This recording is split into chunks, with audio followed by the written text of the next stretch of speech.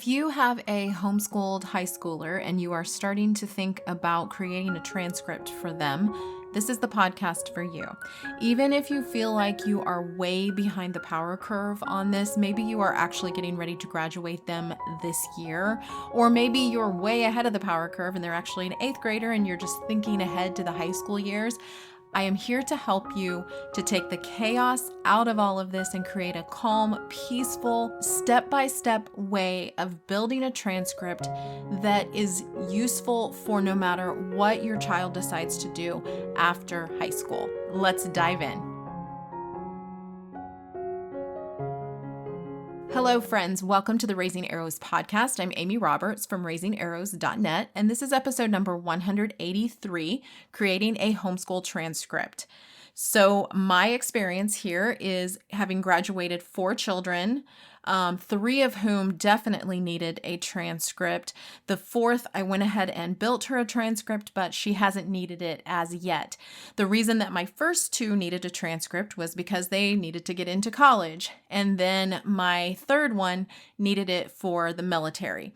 So as you can see, I do have experience in this, and years ago, thankfully, I ran into somebody who really helped me to take the stress out of building a transcript, and that woman was Lee Benz from the Homeschool. She had the Total Transcript Solution, I believe was the name of the product that she had. And in that, she had lots of different templates and lots of information that was super, super helpful to me. I believe she still has a website that she helps homeschool moms learn how to do high school, how to do transcripts, how to take care of all of those things that kind of seem stressful about high school years. That website is homehighschoolhelp.com.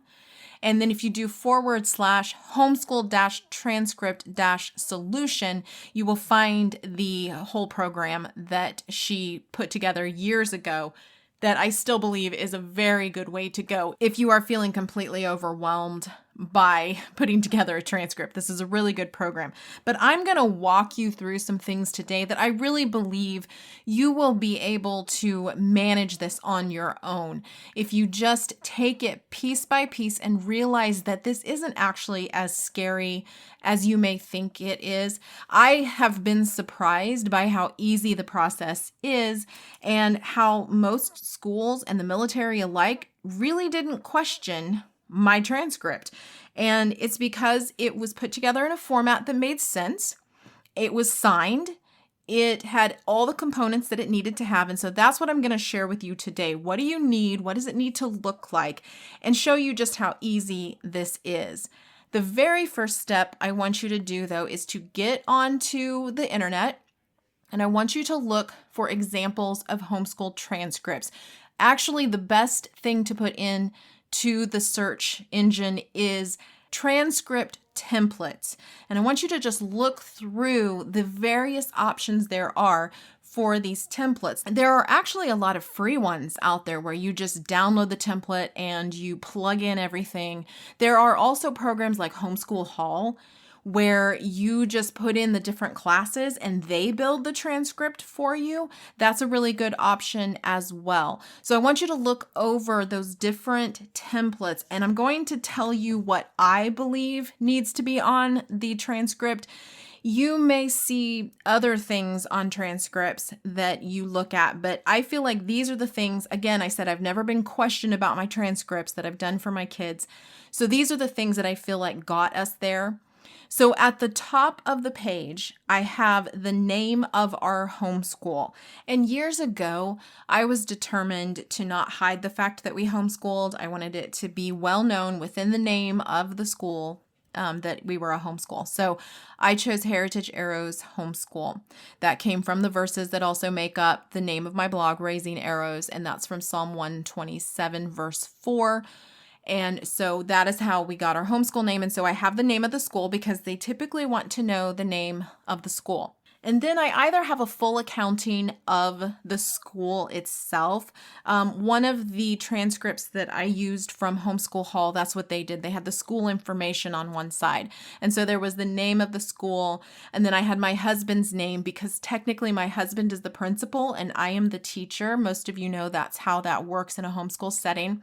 Then I had our phone number, I had an email address, and I had our own physical address on that school information section. And then I had our child's full name and the fact that this was his high school transcript.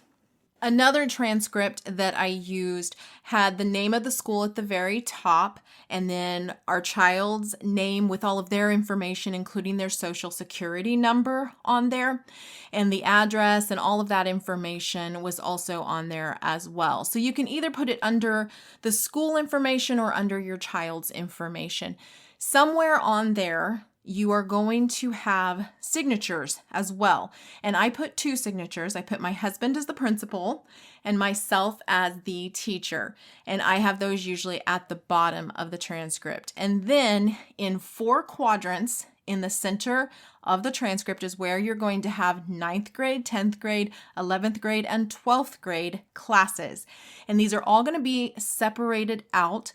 They are also going to include how many credits total in each of those years and the GPA total for each of those years. So as you look at the transcripts, just pay attention to that. Do you have 4 different sections for 9th, 10th, 11th, and 12th? Do you have a place for signatures? Do you have a place for the information for the school and for your child? That's what you're looking for. Very basic stuff. But now we're going to talk about how you actually build this. On my blog, I have a post about graduation requirements. The name of the post is Homeschool Graduation Requirements, a Simple Plan, and it will walk you step by step through how to figure out what your child needs in order to graduate. Now, if you're at the end of your homeschool years and you're scrambling to build a transcript, we're going to talk about that as well. But if you're at the beginning, this is a great time to look through the requirements that your state requires and kind of map out where you need to go. And that's what this particular post will help you with, the Homeschool Graduation Requirements post. It's more the front end, building a plan to move forward with into the high school years. But it can also be very helpful if you've already done the high school years and you're trying to brainstorm and figure out where to plug in all these different things on a transcript, because homeschooling is often very different from public schooling. Public schooling compartmentalizes all the different grades. And if you have been doing some sort of public school-esque homeschooling program, you will also find that it's compartmentalized as well. So it might be a little easier to plug it in because you definitely did English 1 in the freshman year and so on and so forth. But for us, we do not have a compartmentalized program that we do. We have a very fluid, interwoven program. So I have to separate all the parts and pieces and put them into the correct year.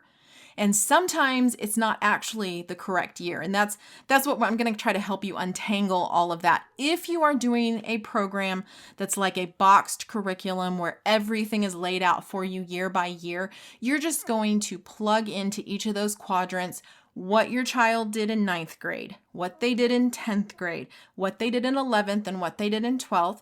You're going to make sure that you have all the grades that they got, and the total GPA, the total number of credits. That's important. If you look at your state requirements, you will see that there is a total number of credit hours that they need in order to graduate.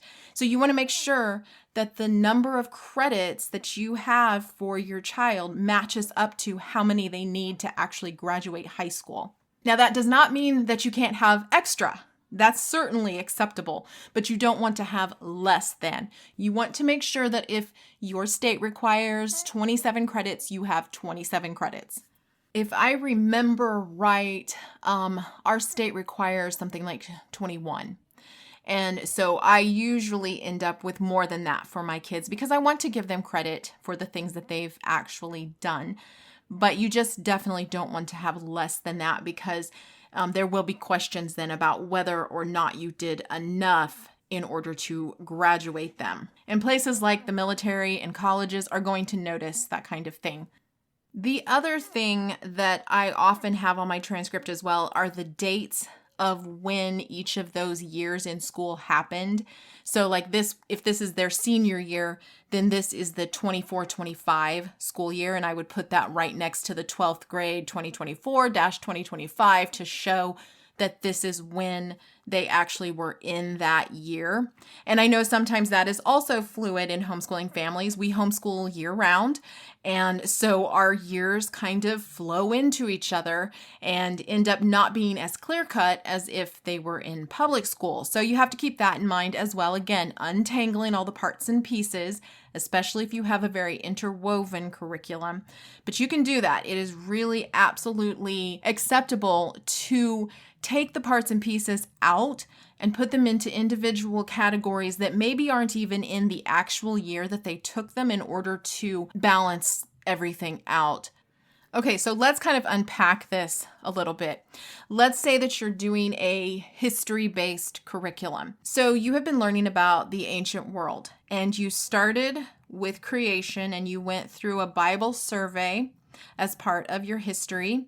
You went through ancient Egypt, ancient Greece, ancient Rome. You had all the different mythologies. You had some art appreciation that went in there. You had some government foundations with Greek and Roman information. You had some architecture. You also had some early science, and perhaps you're using a completely separate science book. So you're going to put that into the year that it fits with the best. And whatever course your child took in high school, that's the course that they get credit for. And you can actually pull in junior high classes as well, especially if your child was more advanced and they took classes that were more high school level while they were in junior high. It is perfectly acceptable to pull those into the high school years. So a good example of this is pre-algebra. Let's say that you have it in your head that pre-algebra is an 8th grade class, and when your freshman took pre-algebra because they were struggling a little bit with math, you feel like you can't count that. And therefore, you now have to find a lot of different math classes to cram into their high school years in order to get them 4 credits of math, if that's what your state requires. That is bogus. That is a myth. The class that they took in high school is the class they get credit for. I tell people all the time, in the public school I was in pre-algebra as an 8th grader with seniors in high school. This was their last chance, and they were taking pre-algebra. The public school does it. You can do it too. Now, would I recommend taking pre-algebra as a senior? No, not unless you feel like you have a child who needs an individualized educational plan, or IEP, someone who maybe needs a little more help, and that's as high level as you're going to get. But I don't think that's typically the case. Now, I had a child who struggled in math, and he took pre-algebra as a 9th grader. Then he took algebra. Then he took consumer math. He never took geometry. He never took algebra 2. He was really struggling, and it took him the entire 4 years to get through those 3 math classes. He needed more time, and that was just who he was. I probably could have put together a separate IEP for him, but I didn't see it being necessary. I just put it onto the transcript the way that it was, and it was accepted just fine. Now, the interesting thing with him was that he's very strong in his English. He not only had English 1 his freshman year, he also had a creative writing class where he full on took a creative writing class, and I did not feel like it was a small enough thing to put it under the English 1. It was really a very extensive class, and he learned a lot, and he wrote a lot on the side as well. And so I wanted to give him credit for having done the creative writing as well. Okay, so going back to this interwoven history-based curriculum where I was sharing with you all the different parts and pieces that maybe you were learning in there. If you notice, you had this pretty rich year of Bible history. So you can call that a Bible survey. You can call that Bible history, something along those lines. Because it was so extensive, because you were doing this entire survey of the Bible, or maybe you just did the Old Testament, call it that and put it in its proper place, along with ancient world history. Maybe you also had some art appreciation in there or art history in there. Put that in there as well. Whatever science they were doing that year, put that in there. Were there any electives that came out of this? Or have they been taking piano lessons or a foreign language? Maybe you did some Latin while you were doing the ancient history. Make sure that it is a full year's worth of Latin, which is not as much as you might think it is, because you have all of the conjugations and things like that that have to be done with Latin, and you don't get very far in a year. But make sure that you're not cheating the system, you're not lying about it. They really did enough Latin to count as a credit of Latin. Put your math in there, and anything else that they did that year that should be in there, should be given credit. One thing that I gave one of our sons credit for, actually 2 of our sons have gotten credit for video production and filming. And that is because they worked with me to produce my videos and to edit them and to film them. And they did a fantastic job, and I wanted them to have credit for that. And they did it for a whole year. And so I wanted to make sure that I was giving them credit for that on their high school transcript.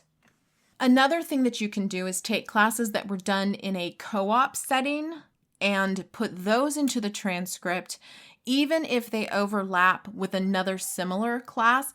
If they overlap too much, why not separate them out into 2 different years, even if they were done concurrently? So for instance, I had one child who took astronomy and anatomy and physiology. One was a co-op class and one was with us at home. Well, it was done concurrently, same year, overlapping, but I wanted to make sure that I had science in a 10th grade class and science in an 11th grade class. And so that's what I did. I separated them out and put them in 2 different years, even though he was taking them pretty much overlapping in 1 year. This is particularly helpful if you have 1 year that was super heavy on electives and you need to just kind of move those electives around, or you need to move certain classes around because you don't want 1 year to show up as 12 credits and another year you've only got like 5 credits. You need to balance these out, and it is okay to separate them into different years, even if they weren't in that year.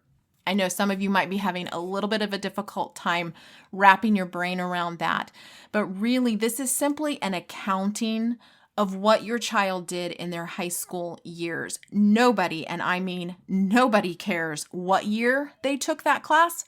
They just want to know that it was taken. They really, at the heart of this, want to know if the credits are there. And so they're really, at the end of the day, looking at the credits and the GPA, and that's it. They just want to know that that is all on track. Now, you might be wondering, how do I figure out the GPA? One really good program that I mentioned earlier was Homeschool Hall. It will figure it out for you. If you just plug the grades in, it will automatically generate the GPA for you. It'll automatically generate the credits for you. So that might be an option. And those are $20 a transcript. And you have the ability, I believe, to go back in and adjust anything that you need to, like unlimited adjustments, I think. And so you can just order that $20 transcript and then tweak it as needed and keep printing off copies that you need. Now, some of you might be thinking, what does this thing need to look like? Do I need to print this off on pigskin and have it notarized and make it super official? The answer is no. I simply printed ours off PDF on a piece of copy paper, and that is all that these schools in the military cared about. They just needed a copy. So we would print it, and I would sign it, my husband would sign it, and that was that. And they would send that in with an application for the college, or they sent that in with their military paperwork, and it was sufficient. That was all they needed. No notary, no special document paper, nothing like that at all. It did not need to be special at all. And I think that's because things have really changed a lot in our world and in our educational system, where that's pretty much all the schools are doing. And in many times, they're not even printing them off. They're all digital. And so you could even probably do that if that's something that your college or whoever is needing the document. You could put it into a Google Doc. You could put it into Dropbox or something like that, and then just send a link. But I will tell you that the places that I have had to send transcripts, all they needed was a printed copy on a piece of copy paper. They do not care what it looks like. They just care that the credits and the GPA are there. Okay, I am going to finish this podcast by giving you a step-by-step example of what each section of one of my children's transcripts looked like. This is going to be our second child. At the top of her transcript is the name of our school. Then to the left is her full name, her social security number, her address, and my phone number. Then I have freshman year, and her transcript is very boring and plain looking. It's just words with some bolded spaces here and there. So her freshman year, and I have the dates of that. Then I have final grade and credit. These are the classes that I put into her freshman year. Now remember, some of them not have been taken in her freshman year. Some of these might have been as an 8th grader. Some of these might have been as a sophomore, and I needed to juggle them over into a different year to make it work out well. She took a lot of extra classes, and so I needed to do that. So here's what we did. English 1, Ancient World History, Physical Science, Algebra 1, Spanish 1, Photography, and Piano. She took piano lessons all that year. She was doing photography extensively at that time in her life, and she was taking Spanish and algebra and all of those things. So I have a final grade for her in all of those, and then I have her total credits. Then in her sophomore year, I put that right underneath. I have the dates for that, and she took English 2, Algebra 2, Medieval History, Biology with a Lab, U.S. Government, Fitness and Nutrition, French 1, and Art. The reason that Art was in there is because during our medieval history studies, we do a lot of art. And so I put the art there. She also took a French class that year. And the U.S. government was because she had taken so many years of a program called Teen Pact that I was able to put that in under her sophomore year. That gave her 8 credits that year. Now, I could have moved some of these credits to a different place, but I went ahead and put them there. Her junior year, she took English 3, Survey of Church History, American Sign Language, French 2, American History, Economics, and Graphic Arts. The graphic arts was because she was creating a lot of graphics for her own posts, for things on Instagram, for things for me. I wanted to give her credit for that. Economics was an actual class that I have my kids take. The Survey of Church History, that was actually a bleed over from the medieval history time because we already had 8 credits there. I pushed it into her junior year. And even though she had been taking sign language for many years prior to that, I went ahead and pushed that clear into her junior year because she was lacking full credits there. And so that gave her 7 credits in her junior year. In her senior year, right below that, I have English 4, Advanced Biology, Modern World History, Geometry, American Sign Language 2, and Fitness and Nutrition. That was 6 credits in her senior year, and she actually did have a very light senior year. We moved shortly before that, and so she could have probably graduated a year early, but because of the move, we had to put some things into that year. Then below that, I have total credits earned, or 28. Her cumulative GPA was a 4.0, and I also put her date of graduation. I also put a grading table at the bottom just to make it super simple, and that was an A equals 4, B equals 3, C equals 2, D equals 1, F equals 0. And then I simply have a little verbiage at the bottom says, I do hereby certify and affirm that this is the official transcript and record of my daughter, her name, in the academic studies from the time she started, that date, to the time that she finished, and that date.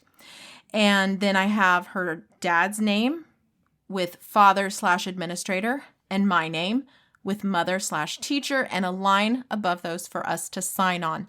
That is her final transcript. That is all it is. I keep it on my computer every time she's ever needed a transcript. We simply print it off and re-sign it again. Hopefully this has taken some of the mystery out of transcripts. They are really not that difficult. And trust me, I have not run into any problem with any of the places that my children have needed transcripts because they look professional, they look complete. That is all they care about. Now, if I had handed in some handwritten, scrawled piece of paper that didn't have a signature and didn't have a lot of information, certainly that would have been questioned. But a piece of paper that looks like it has everything to it, is professionally printed off, and it's not a jumbled mess, is going to be enough to satisfy most places that you need a transcript for. Now, if your child is headed to an Ivy League school, you probably already have someone helping you with transcripts and with all of the application process. That's going to look a little different because certain schools have certain regulations. But for the most part, most of us are sending our children to schools and colleges and the military, and those places need something simple and legible. That's all they're looking for. So get out there, find yourself a template that you relate to, one that you feel like is easy for you to use. Get that template, start plugging things in. If you need to take a bit to write down all the different things that you've done over the years, do that. Again, take a look at my blog post about homeschool graduation requirements. That will also help you kind of think through all the different classes that your child might have taken that would fit into this transcript. Put together the credit hours, put together the GPA. I will say a little thing about GPA before I finish this podcast, and that is that you need to grade them based on effort, based on how well they did, based on attitude. I require my children get A's and B's. I do not allow them to get below that. I would rather not even count the class because if they are not getting A's and B's, I feel like they didn't learn the material. And so I am really adamant about that. And I don't know how you feel about that. And it may be that they got the C in a class that was a co-op class or a D in a class. I still would really highly encourage you to figure out why they got that grade and if you can redo it, because there are certainly classes. I had a child who had an algebra issue, and don't we all have algebra issues? Anyway, he had an algebra issue, and I made him go back through algebra with a different program to help him understand it. I do not want my children to fail at a class and just push them through.